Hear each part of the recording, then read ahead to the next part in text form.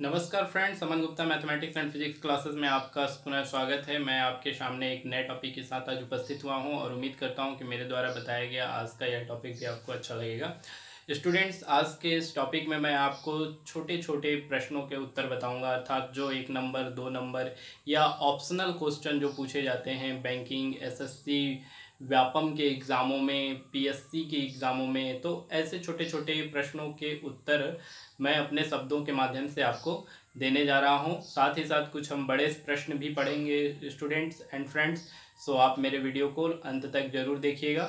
चलिए चलते हैं स्टूडेंट्स अपने टॉपिक पर। यह टॉपिक जो है वो पोटेंशियल, इलेक्ट्रिक पोटेंशियल चैप्टर से रिलेटेड है, अर्थात विद्युत विभव से संबंधित है। ठीक है स्टूडेंट्स, आज का हमारा टॉपिक यहाँ से स्टार्ट हो रहा है, विद्युत क्षेत्र की तीव्रता और विभवांतर में संबंध। जैसा कि हम पिछले कक्षा में पढ़ चुके हैं कि विद्युत क्षेत्र की तीव्रता किसे कहते हैं। स्टूडेंट्स, हमने आपको पिछले कक्षा में बताया था कि विद्युत क्षेत्र के किसी बिंदु पर एकांक धन आवेश को रखते हैं या लाते हैं तो संपूर्ण क्षेत्र के द्वारा एकांक धन आवेश पर जितना बल लगता है उस बिंदु पर उस आवेश का विद्युत क्षेत्र की तीव्रता कहलाती है। और विभवांतर के बारे में भी स्टूडेंट्स हमने पिछले कक्षा में आपको बताया कि अनंत से किसी एकांक धन आवेश को या विद्युत क्षेत्र के बाहर से किसी एकांक धन आवेश को विद्युत क्षेत्र के किसी बिंदु तक लाने में जो कार्य किया जाता है उसे विभवांतर कहते हैं। तो स्टूडेंट्स, विद्युत क्षेत्र की तीव्रता और विभवांतर में संबंध ये कहता है कि विद्युत क्षेत्र की तीव्रता को कैपिटल ई से रिप्रेजेंट करते हैं और विभवांतर को कैपिटल भी से, बट विभवांतर को हम यहाँ पर minus D V upon D X से रिप्रेजेंट करेंगे।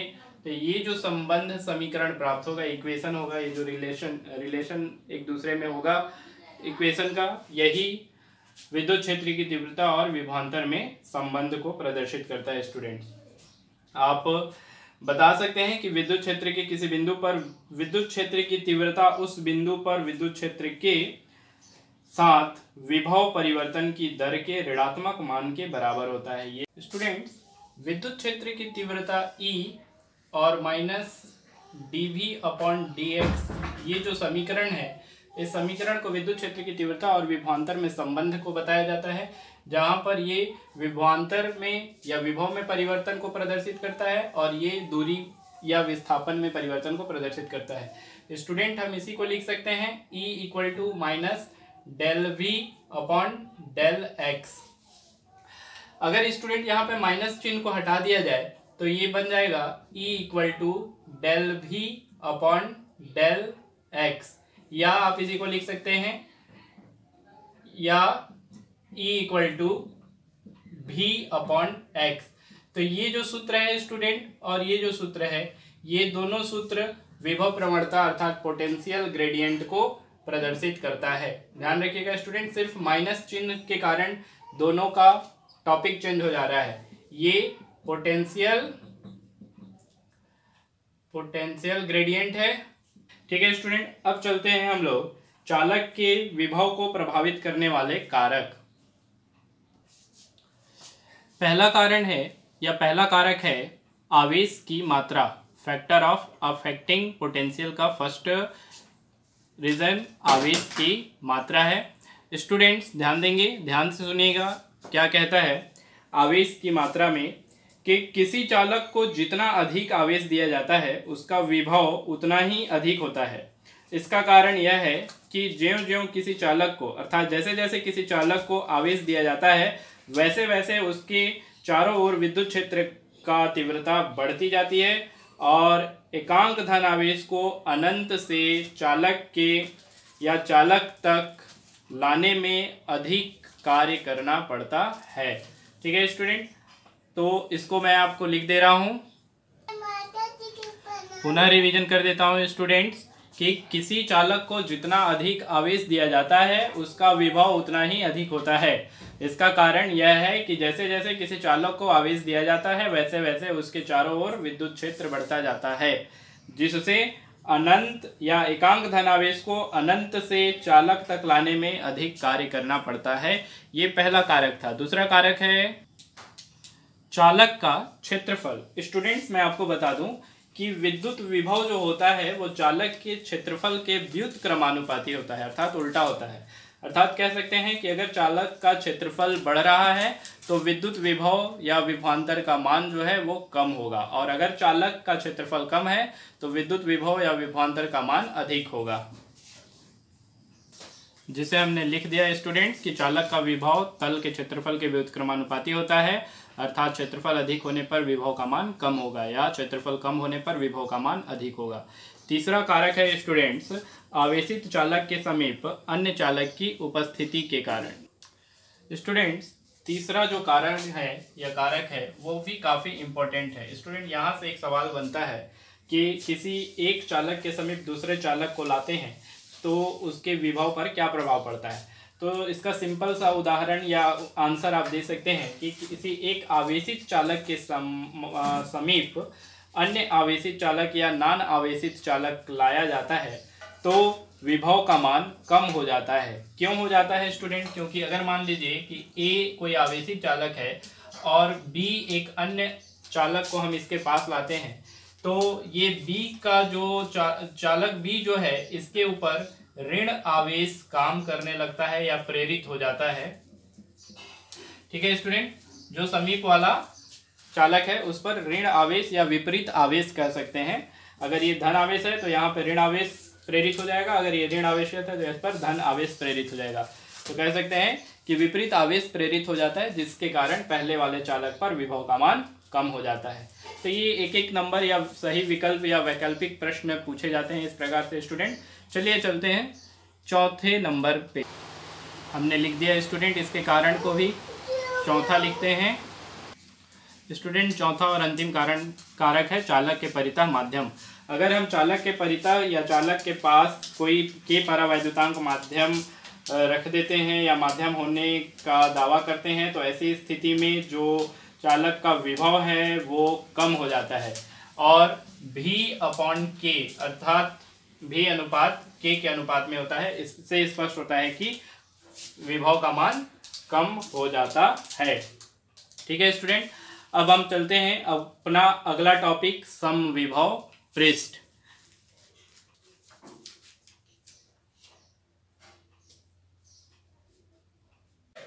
स्टूडेंट समविभव पृष्ठ के बारे में मैं आपको बता दूं। समविभव पृष्ठ क्या होता है? किसी चालक के पृष्ठ पर अगर विभव का मान समान है, अगर किसी चालक के पृष्ठ पर या पृष्ठ के प्रत्येक बिंदु पर विभव का मान एक समान है, बराबर है, तो ऐसे पृष्ठ को समविभव पृष्ठ कहते हैं।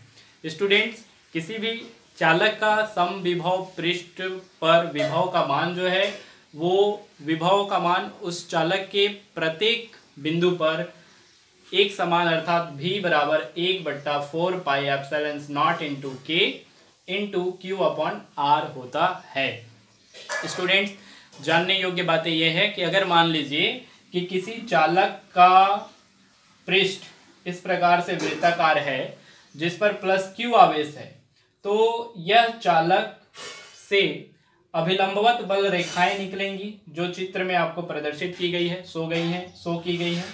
तो +Q आवेश के इस वृत्त के चारों ओर अगर हम R1, R2, R3 त्रिज्या के अनेक समकेंद्रित वृत्त खींच दिए तो उन वृत्तों में जो आवेश का मान होगा या समविभव पृष्ठ का मान होगा वो अलग अलग होगा, परंतु उन सभी वृत्तों के पृष्ठ पर अपना समविभव पृष्ठ का मान एक समान होगा। कहने का मतलब ये है कि अगर हमारा वृत्त ये है, पहला वृत्त है, तो इसके प्रत्येक बिंदु पर विभव का मान एक समान होगा। ये दूसरा वृत्त है तो इसके भी प्रत्येक बिंदु पर विभव का मान एक समान होगा, परंतु इसका विभव और इस पृष्ठ के विभव में अंतर होगा। इसके बाहर एक और वृत्त बनाया है हमने, इसके प्रत्येक बिंदु पर भी विभव का मान एक समान होगा, परंतु इसके पृष्ठ पर जो समविभव पृष्ठ कार्य करेगा उसका मान इस वृत्त के समविभव पृष्ठ और इस वृत्त के समविभव पृष्ठ की तुलना में भिन्न होगी। ठीक है स्टूडेंट, जानने योग्य एक महत्वपूर्ण बात और मैं आपको बता दूं जो अक्सर एग्जाम में पूछे जाते हैं कि समविभव पृष्ठ में एकांक धन आवेश को एक बिंदु से दूसरे बिंदु तक ले जाने में कोई कार्य नहीं करना पड़ता है। ध्यान रखिएगा स्टूडेंट, एकांक धन आवेश को समविभव पृष्ठ के एक बिंदु से दूसरे बिंदु तक ले जाने में कोई कार्य नहीं करना पड़ता है। यहीं से आपका समविभव पृष्ठ के कुछ गुण निकल जाते हैं। जैसे सबसे पहला गुण हम बता सकते हैं कि समविभव पृष्ठ पर या किसी चालक के समविभव पृष्ठ पर विभव का मान एक समान होता है। दूसरा गुण बता सकते हैं कि कोई भी दो समविभव पृष्ठ एक दूसरे को नहीं काटता है। तीसरा गुण बता सकते हैं कि समविभव पृष्ठ से निकलने वाली बल रेखाएं जो होती हैं वो अभिलंबवत निकलती हैं, अर्थात विद्युत क्षेत्र के तल के अभिलंबवत निकलती हैं। चौथा गुण आप बता सकते हैं कि समविभव पृष्ठ में या समविभव पृष्ठ पर एकांक धन आवेश को एक बिंदु से दूसरे बिंदु तक ले जाने में कोई कार्य नहीं करना पड़ता है। और पांचवा और अंतिम गुण आप बता सकते हैं कि किसी भी विद्युत चालक का पृष्ठ समविभव पृष्ठ होता है। स्टूडेंट्स, अगर हम इसको चालक माने और इसके इस सतह को माने ऊपरी सतह को, तो ऊपरी सतह पर भी चालक का मान मतलब चालकीय पृष्ठ पर विभव का मान एक समान होगा, अर्थात यह पृष्ठ भी समविभव पृष्ठ कहलाएगा। ठीक है स्टूडेंट, तो मैं आपको कुछ समविभव पृष्ठ के महत्व बता देता हूं और कुछ डायग्राम बता देता हूं, ध्यान से देखिएगा। समविभव पृष्ठ के महत्व हैं स्टूडेंट्स, जैसा कि मैं आपको बता दूं कि समविभव पृष्ठ किसी आवेश या आवेशों के निकाय के विद्युत क्षेत्र का चित्रात्मक प्रतिरूप प्रस्तुत करता है। ठीक है, जहां विद्युत क्षेत्र प्रबल होते हैं यहां समविभव पृष्ठ पास पास होते हैं, और जहां विद्युत क्षेत्र दुर्बल होते हैं वहां समविभव पृष्ठ दूर दूर होते हैं। विद्युत बल रेखाएं समविभव पृष्ठ के अभिलंबवत होती है, जैसा कि आपको चित्र में मैं दिखा दे रहा हूं कि ये चित्र नंबर ए है और ये चित्र नंबर बी है। देखिए स्टूडेंट, यहाँ धन आवेश है और यहाँ ऋण आवेश है, तो बल रेखाएं धन आवेश से निकलकर ऋण आवेश में प्रवेश करती हैं। ये बल रेखाएं समविभव पृष्ठ के अभिलंबवत निकल रही हैं, नीचे से भी जा रही हैं और ऊपर से भी आ रही हैं। यहाँ पे बल रेखाओं को अंदर प्रवेश करते हुए दिखाया जा रहा है, यहाँ पे बल रेखाओं को बाहर निकलते हुए दिखाया जा रहा है।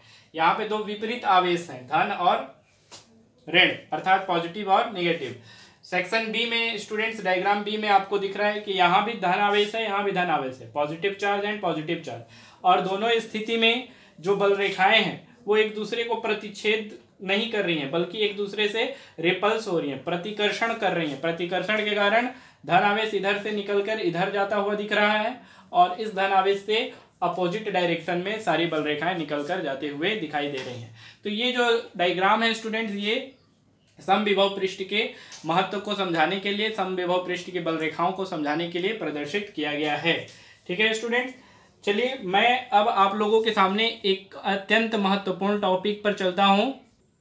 टॉपिक है स्टूडेंट, विद्युत क्षेत्र में आवेशित कण की गति, अर्थात motion of A charge particle in A electric field. Student, मान लेते हैं कि माना कोई m द्रव्यमान का कण है जिस पर प्लस q आवेश है, जो एक समान विद्युत क्षेत्र E में रखा गया है। तब इसके ऊपर, इस कण के ऊपर इस इलेक्ट्रिक फील्ड के द्वारा जो लगने वाला बल होगा वो F इक्वल टू हो जाएगा Q इंटू ई, है ना स्टूडेंट, Q इंटू ई। इसको दे देंगे समीकरण नंबर 1। क्षेत्र के कारण कण पर लगने वाला बल F equal to Q into E, समीकरण नंबर 1। स्टूडेंट्स ध्यान रखिएगा कि यदि इस कण को इस विद्युत क्षेत्र में स्वतंत्र पूर्वक छोड़ दिया जाए तो यह कण जो है वो त्वरित गति करने लगता है। अगर माना जाए कि कण का त्वरण a है, कण का त्वरण a हो, तो स्टूडेंट्स न्यूटन के गति का द्वितीय नियम हम जानते हैं, होता है F equal to M A. ठीक है, यहाँ से a की वैल्यू निकालेंगे तो हो जाएगा a equal to F by M. इसको दे देंगे इक्वेशन नंबर 2। स्टूडेंट्स, इस f की वैल्यू समीकरण 1 से यहाँ पर रख देंगे, मतलब समीकरण 2 में, तो हो जाएगा या a equal to Q into E upon M. इसको दे देंगे समीकरण नंबर 3। ये तो a की वैल्यू आते जा रहा है स्टूडेंट्स। अब हम लोग ये जानते हैं कि गति का प्रथम समीकरण कहता है v बराबर u प्लस ए टी। इसको तो आप जानते ही हैं कि v बराबर u प्लस ए टी गति का प्रथम समीकरण है। अगर मान लिया जाए कि कण विरामावस्था अर्थात u बराबर 0 से चलना प्रारंभ करता है और x दूरी तय करने पर उसका वेग भी हो जाता है। ठीक है स्टूडेंट, ध्यान दीजिएगा।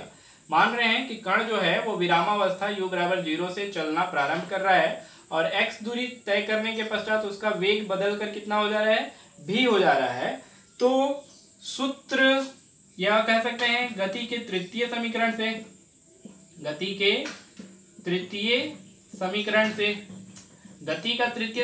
स्टूडेंट कहता है v² बराबर u² प्लस 2as।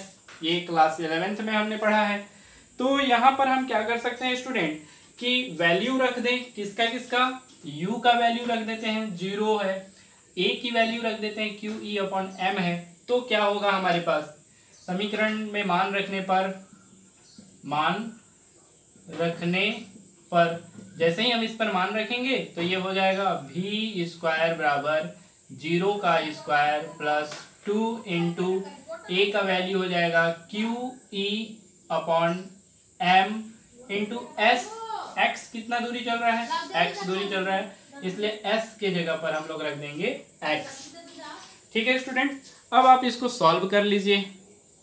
सॉल्व करेंगे स्टूडेंट तो हो जाएगा v² equal to 2q/m into ex। इसको दे देते हैं इक्वेशन नंबर 4। अभी हम थोड़ी देर पहले आपको बताया विभव प्रवणता यदि मान लिया जाए कि दोनों बिंदुओं के बीच विभवांतर कैपिटल V हो तो ऐसी स्थिति में विभव प्रवणता E इक्वल टू हो जाएगा कैपिटल V/x। विभव प्रवणता की परिभाषा से स्टूडेंट यहाँ से हम लोग V की वैल्यू निकालेंगे तो हो जाएगा या V इक्वल टू E/x। फिर ये गुणा कर दीजिए इसका, इसमें हो जाएगा ना।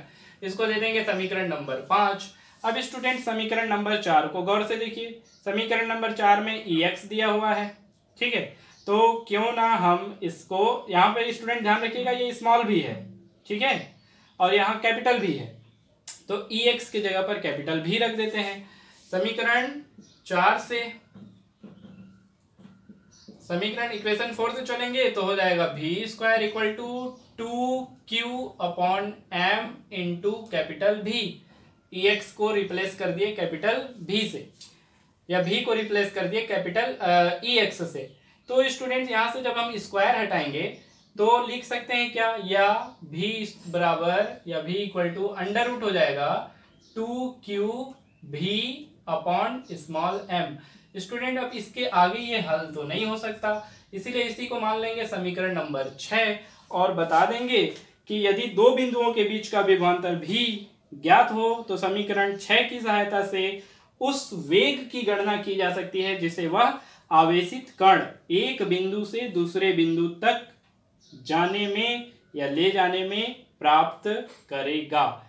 ठीक है स्टूडेंट, अगर हम इस समीकरण को और ज्यादा हल करना चाहते हैं तो समीकरण 5 से हम बता सकते हैं कि 1/2 mv² कैपिटल हो जाएगा स्टूडेंट, 1/2 m स्मॉल रखते हैं mv² equal to q into v। ये भी इस समीकरण को जब हम दोनों पक्षों में वर्ग करके हल करेंगे तो ये भी एक समीकरण प्राप्त होगा। ये जो समीकरण होगा वो गतिज ऊर्जा का सूत्र है 1/2 mv², तो ये गतिज ऊर्जा के लिए आ जाएगा स्टूडेंट। गतिज ऊर्जा को हम लोग E से भी प्रेजेंट कर सकते हैं, तो EK इक्वल टू QV। तो स्टूडेंट एक छोटा सा टॉपिक और कई महत्वपूर्ण फार्मूला हमें दे गया, जो हो सकता है आने वाले कई टॉपिकों में इसका प्रयोग किया जा सकता है। तो इस टॉपिक को एक बार फिर से आप रिवीजन करिएगा स्टूडेंट्स, गौर से देखिएगा, समझिएगा। मैं फिर से आपको बता दे रहा हूं कि माना m द्रव्यमान का कोई कण जिसके ऊपर प्लस q आवेश है, एक समान विद्युत क्षेत्र E में रखा गया है, ठीक है, तब क्षेत्र के कारण कण पर लगने वाला बल F equal to Q into E हो जाएगा। इक्वेशन 1। कण का त्वरण A हो तो कण त्वरण कब करेगा स्टूडेंट, जब कण को क्षेत्र में स्वतंत्र गति करने के लिए छोड़ दिया जाए तो वह त्वरित गति करता है। ऐसी स्थिति में कण का त्वरण A हो तो न्यूटन के द्वितीय नियम से F बराबर ma, A बराबर F/m, A की वैल्यू एफ की वैल्यू को यहाँ से हम रख दिए समीकरण 1 से, तो A equal to Q E upon M हो गया। अब हम यहाँ पे गति के प्रथम समीकरण का प्रयोग करते हैं, v बराबर u प्लस ए टी। मानते हैं कि अगर कण का प्रारंभिक वेग v u बराबर 0 हो, मतलब कण 0 वेग से चलना प्रारंभ करता है, तो x दूरी चलने के बाद उसका वेग v हो जाता है। तो ऐसी स्थिति में गति के तृतीय समीकरण का प्रयोग करते हैं, v स्क्वायर बराबर यू स्क्वायर प्लस 2as। मान रखने पर, मान रख के इसको सॉल्व कर दिए स्टूडेंट। यहाँ ये आ गया समीकरण नंबर 4, v स्क्वायर बराबर 2q/m इंटू ई एक्स। हमें बात आएंगे कि दोनों बिंदुओं के बीच अगर विभवांतर v हो तो विभव प्रवणता E बराबर v अपॉन एक्स, तो v बराबर ई एक्स, तो ई एक्स की जगह पर v प्लेस कर देंगे समीकरण 4 में, तो v square 2q/m into v हो जाएगा। v equal to under root, यहाँ से स्क्वायर हटाएंगे तो 2qv अपॉन m हो जाएगा। दोनों पक्षों का वर्ग कर देंगे तो अंडर रूट हटेगा और ये टर्म आएगा। ये गतिज ऊर्जा होता है, इसलिए गतिज ऊर्जा बराबर qv हो जाएगा। ठीक है स्टूडेंट, तो इस प्रकार से आप बहुत ही महत्वपूर्ण टॉपिक इस YouTube चैनल के माध्यम से पढ़ सकते हैं। फ्रेंड्स, आपको मेरा वीडियो कैसा लगा कमेंट करके ज़रूर बताइएगा। और अभी तक अगर आपने मेरा चैनल सब्सक्राइब नहीं किया है तो आप पहले मेरे चैनल को सब्सक्राइब कर लीजिए और बेल आइकन ज़रूर दबाइए, ताकि आपको मेरे आने वाले हर वीडियो का नोटिफिकेशन प्राप्त हो सके। धन्यवाद स्टूडेंट्स एंड